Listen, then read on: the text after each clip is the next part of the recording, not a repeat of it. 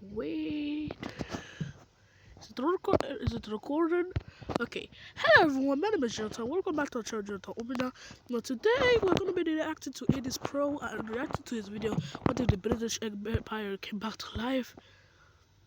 Part 1 because it's 23 minutes.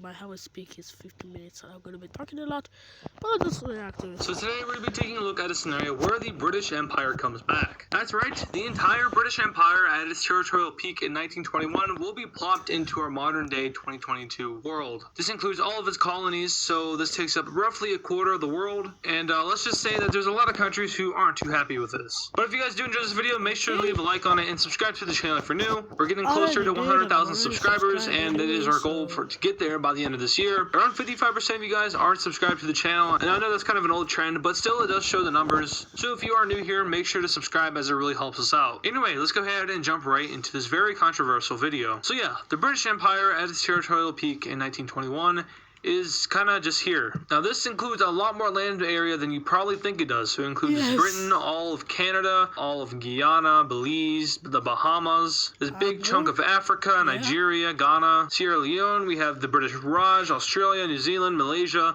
It's a lot of territory. And of course, the moment that the UK would get this in real life, it would just all collapse. I mean, there's no way they could hold on to the Indian subcontinent, a big portion of Africa, and then of course these parts of the Middle East. It's just not plausible, but what if they could? And that's what we're going to stem off from realism here, and we're going to say that the British have a pretty stern hold over all of this land. And now they have ambitions, and said ambitions are to pretty much take over the world. It's a very different world modern day, so it's still in all of the countries within it. Now, Britain would most likely be the strongest country in the world at this point, and of course the United States would not be too happy about getting a second place title, but there's really not much they can do because they would have a hard time taking out all of this. So now that the British Empire is back in 2022, what do? Well, first of all, Africa is vulnerable, and Chad is looking like an easy place to kind of move into, if you know what I mean. So the British Empire declares war on Chad. Now, no one's going to do anything about this because, well, once again, but also because Chad, believe it or not, isn't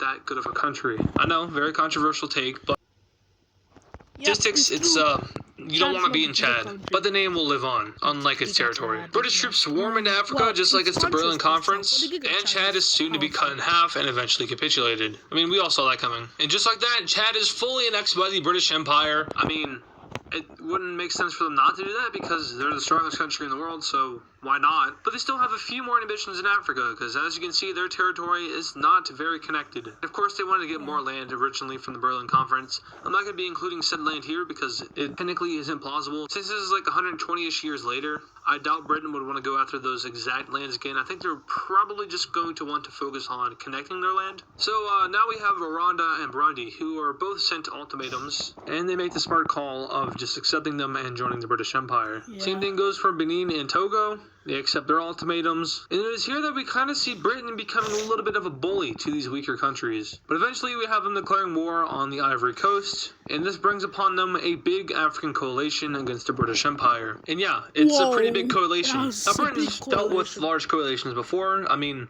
they don't really go successful for Britain, but this is a little bit different. So while British troops already stationed on the border of Cameroon start to go into the country, we see blue team troops starting to take control of other British territories. We see Mozambique in the DRC cut to the British African territory in half, and we also see Ethiopia and the DRC meet up in Uganda. Is that Uganda? Like South Sudan-ish, Uganda-ish. From here we see an invasion of northern South Africa, although this is technically still modern-day South Africa, so those troops finally get mobilized and ready, and the push into Angola begins. We have Egyptian troops crossing over from the border and entering into Libya, while we see British troops enter into Niger as they maybe, probably, sort of, definitely had an invasion plan for them ready. The Brits storm into Eritrea, as well as the western part of Ethiopia. Eritrea capitulates, as well as Djibouti, and Ethiopia signs for peace. This whole thing collapses, and many start to realize that going to war with Britain may not have been their best call. The only place that's remotely going well is over here in Sierra Leone, where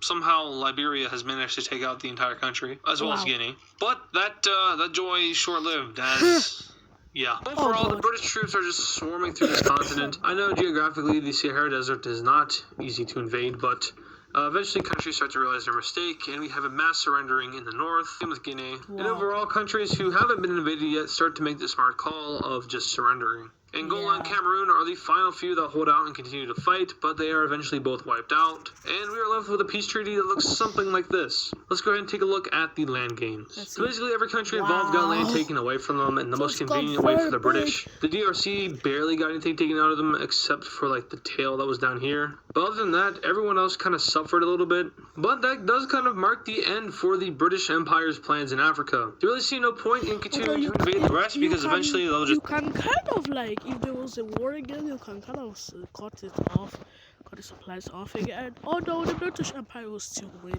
anyways.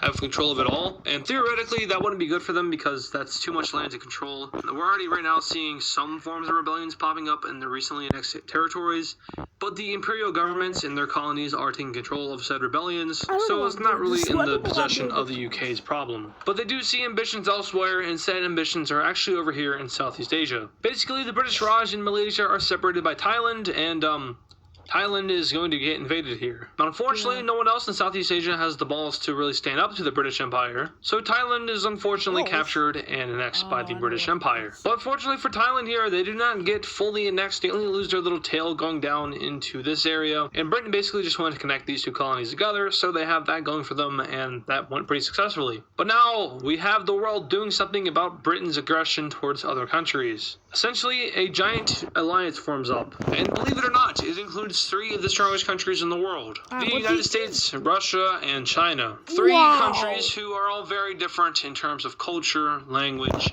and other aspects.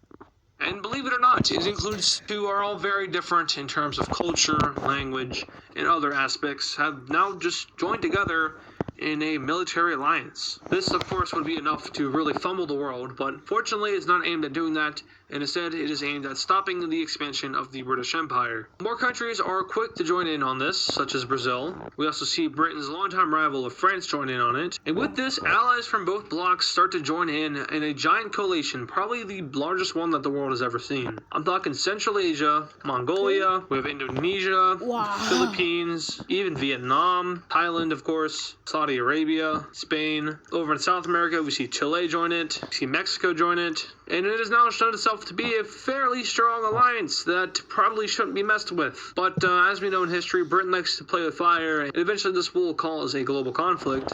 But for now, they're just chilling. Everyone in Africa already knows that Britain has no ambitions to continue their invasion of the continent, so no one is going to join in on this coalition. They see no point, as it would just get them invaded. So that's partly the reason why we don't see Africa getting involved. We also don't see a lot of Europe getting involved, because once again, Britain really has no ambitions of invading this part of the continent, and if they did, then that would trigger the entire European continent to join in on the purple team. So that's kind of like a reactionary kind of thing, but right now there's no point. But as for the rest of the world, they are tired of Britain's expansion. We do see Britain do a little bit more invading, this time with Cuba, and it is at this point that the United States finally does something about this expansion. As soon as we have British troops taking over half of the island, we see American troops arrive and take over the other half of the island. From here, we have a DMZ set up between the two sides, and the island is split into 2. We see a sort of Cold War break out between the United States and Britain over here in the Caribbean island area. Britain gets control of Haiti, but the United States does manage to get the Dominican Republic, and soon we see Venezuela starting to get invaded by the British. Now, once again, we're going to see another similar outcome, so we have the purple team getting involved, and just like that, Venezuela becomes a victim of a Cold War. Now, I know I am missing some British island territories, and probably missing a country or 2, kind of just whatever. I have a majority of the empire down, so it doesn't really matter that much.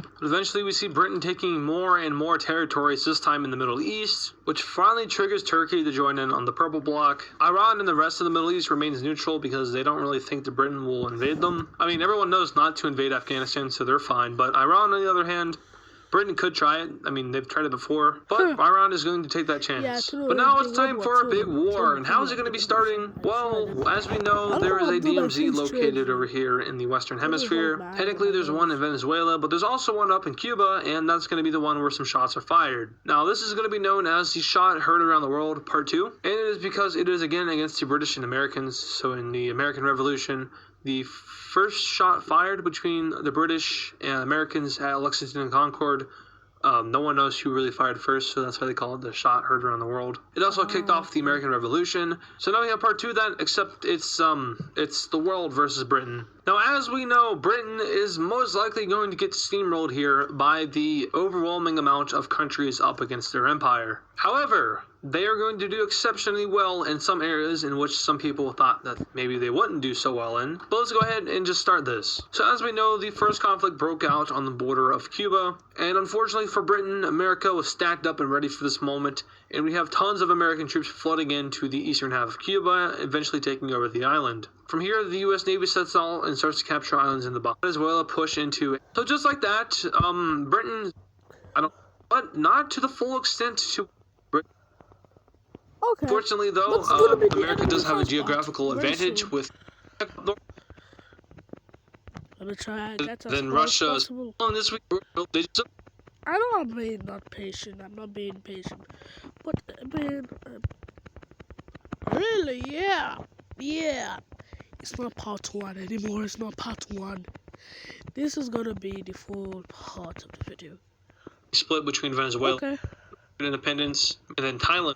Same thing with the Africans. But the world is still going to divide up these areas nonetheless. First of all, Britain is just destroyed because Ireland gets the entire island back. And then we have Scotland, Wales, and Cornwall getting independence, and plus a little bit more land than they usually have. That's just to kind of prevent Britain from doing something like that again. But not shown on this map is the zones of England, which are kind of divided up like Germany was. We have an American zone, Russian zone, a Chinese zone, and a French zone. But yeah, division of the empire. I do have to leave pretty soon, so I'm sorry that this isn't going to be perfect, but I just gonna have to carve it up like this.